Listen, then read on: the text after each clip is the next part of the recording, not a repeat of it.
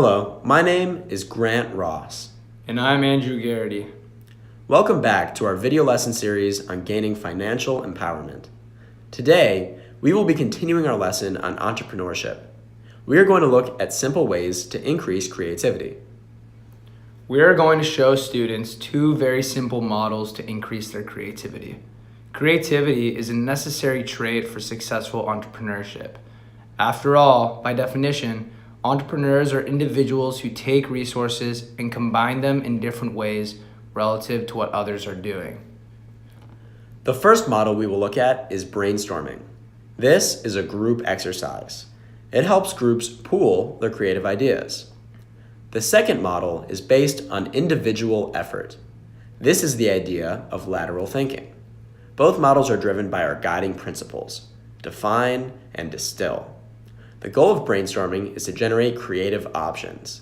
It is difficult to create options if the key issue is not clearly defined. As students will see, the generation of creative ideas actually helps to better define the relevant issues. Stimulate. More ideas are preferred because we have a higher probability of finding the very best option. Most groups will choose the best choice out of a set they have created. The issue is whether a better solution exists that was not considered. The more ideas we can produce, the more likely we will stumble upon genius. Promote good ideas. Often, they are stimulated by other ideas. If the group generates many options and they screen them well, the resulting set of ideas should be the most promising ones. Cross-functional focus. A cross-functional focus is necessary to foster more creative ideas. For example, Fred Smith took the idea of transportation model from airlines. His idea is now FedEx, one of the biggest shippers in the world. Cross-functional thinking is also important because it takes an individual out of their normal mode of thought.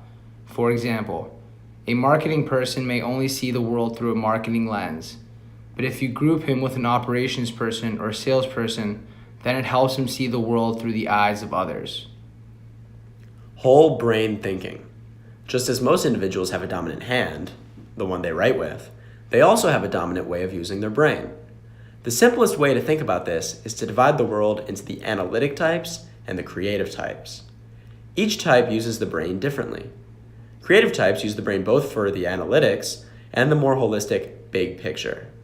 They are also able to use more of the brain's power. Finally, break patterns. Individuals get inherently lazy. They get comfortable in their views, and many do not like to deal with the unfamiliar. Creativity means to challenge our basic ideas, try a new process, or question the conventional wisdom. In brainstorming, we first expand our set of options through creative thinking. We then use our analytical skills to consider the pros and cons of the different options. So we first expand our set of options, and then we contract the set of options by applying a critical analysis.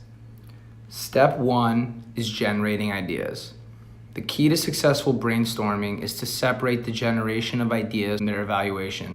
Step 1 is generating ideas. The key to successful brainstorming is to separate the generation of ideas from their evaluation. So the number 1 of step 1 is that no evaluation is allowed. The goal is to generate as many ideas as possible. We cannot waste the time to evaluate. That will come later. Step 2 is critical analysis. After all the ideas are generated, we now go back to discuss the pros and cons of each. You should not care who contributed the idea, it does not matter. Focus on the merits of the idea. As you discuss the pros and cons, try to cluster choices that are seen as viable. Clusters may be around similar processes, goals, timeframes, etc.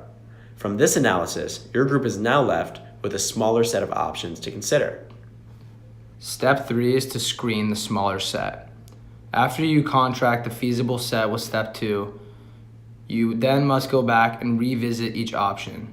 You will continue this incremental process until you're left with your final set of options. Often, this may simply be the best option.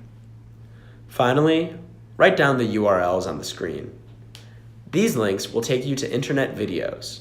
The first is a good introduction to idea generation called Work Smart, Brainstorming Techniques to Boost Creativity.